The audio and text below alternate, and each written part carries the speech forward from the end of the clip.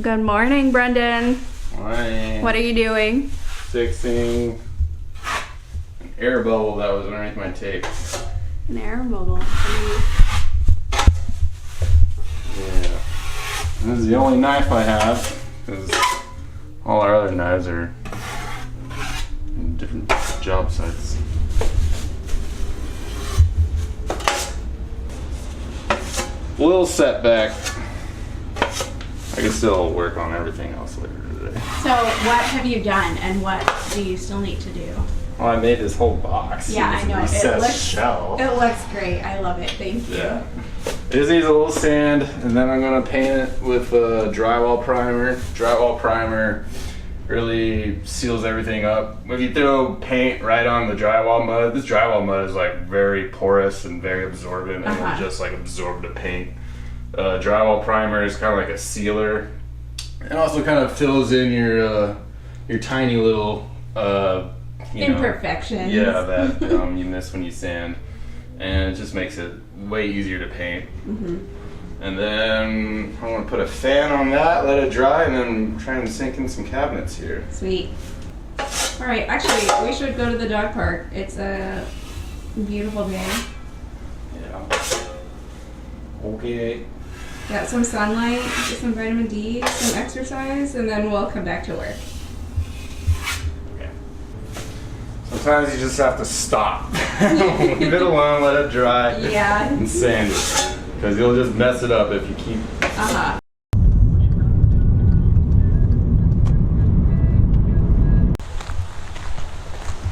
Chugach.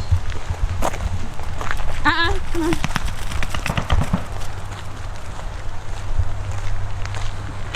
Oh my gosh. Yeah, I had a hard time last time I was here leaving, even after we did several laps. I just kept running off. Chugach, come.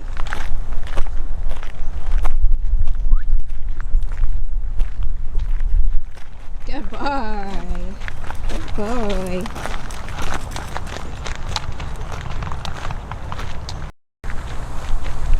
Chugach, come.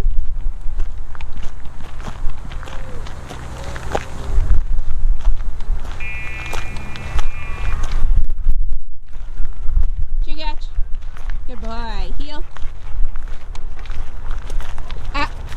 Heel. Yes, good boy. Good heel. Okay. Okay, free. Good boy. Just little bits at a time. Good boy. Oh, you're so cute.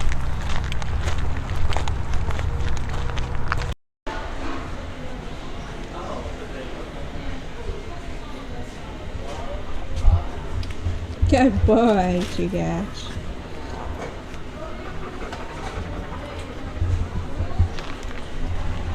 Drywall primer and sealer.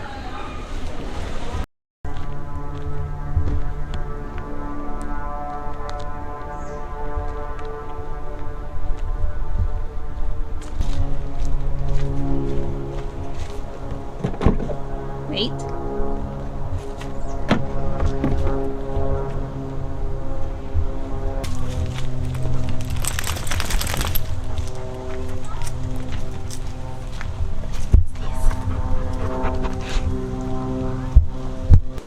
We just got back from the park and from Lowe's to get some paint primer for downstairs, and we got this order in from Bluestone Perennials. This has, I think, my perennials for the front gardens. I have a Heuchera in here and a few Hellebores, which I'm so excited about. These are very like cold hardy, and I think they start to like leaf out and bloom even before frost passes, so it's going to be the first thing that's alive in the garden. And I want to put it right by the doorway. So I hadn't ordered for them before, but I've been like learning a lot about why some things don't ship, or some places don't ship to Alaska. On the side of this box, it says it has a certificate of quarantine compliance for Japanese beetles. And that's really interesting. I don't know that we don't, Alaska doesn't have Japanese beetles, and I guess it's good to make sure that wherever we're importing from, we don't bring in any pests or diseases. It's why in Alaska we can only buy seed potatoes from like certified sellers here.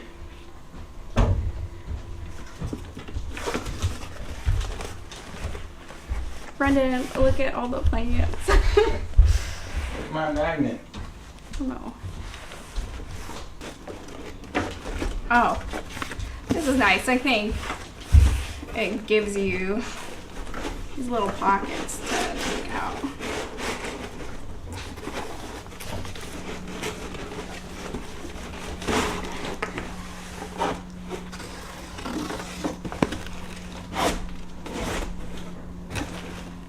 Here are the Heuchera. I guess I got 3 of them.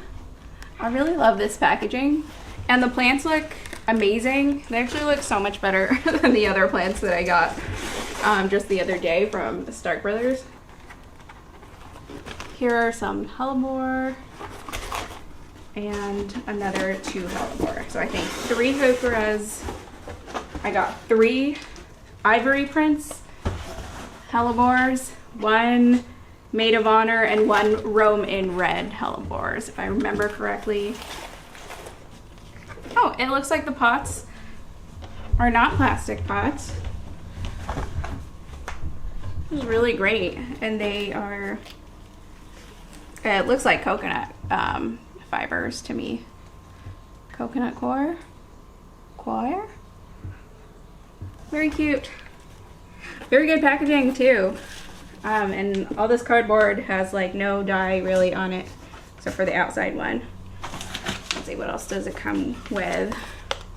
Envelope, says you want to open me. It's packing sheet, item status, plant care instructions, and more. Okay, it just gives you a guide of like what to do when you get the plants. Water them if they look droopy, set them outside in the sun. It says perennials tolerate frost and freezing very well and are best planted at least 4 to 6 weeks ahead of your frost-free date. I think we're just about like 4 weeks ahead of ours.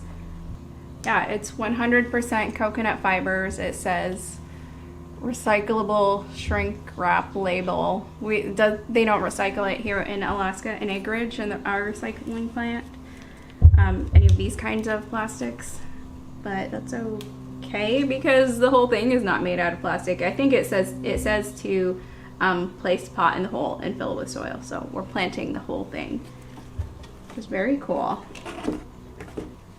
Oh, this Roman red, good. I only bought 1 of them, but it looks like a bunch of shoots are coming out of this one pot. I might honestly try and divide this and separate it out a little bit. Maid of Honor. It does have a few like weeds sticking out, which I don't know what kind of weeds they are, but I don't want to introduce anything. It's not what I planned.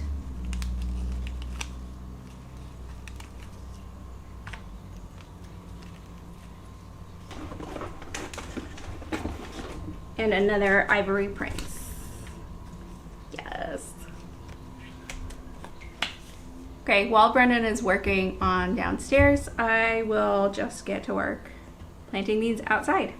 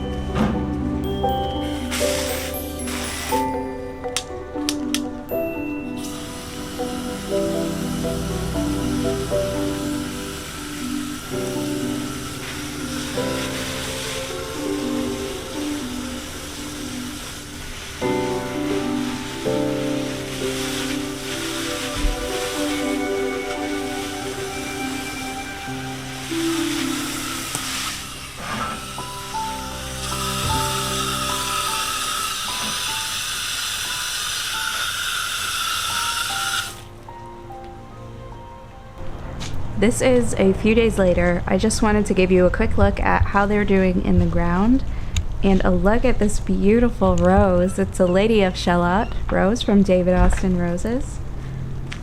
This is the only one to bloom for me this year. Brennan was just back here for a lunch break and he's heading back to work. So I planted 3 bare root roses this spring and one of them did really well. The other 2 I moved around quite a bit, and also I didn't get them planted in the ground as soon as I wanted them. So this is the one that's doing, I thought it wasn't gonna sprout at all or it wasn't gonna live at all, but it seems to be doing good.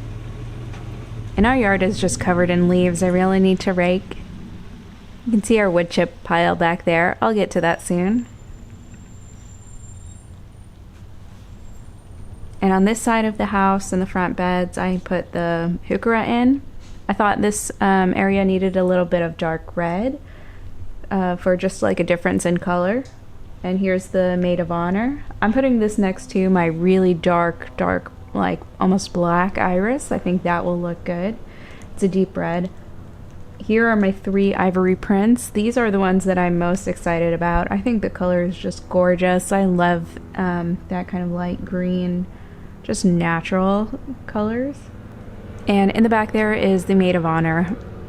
As always, thanks for watching. Bye.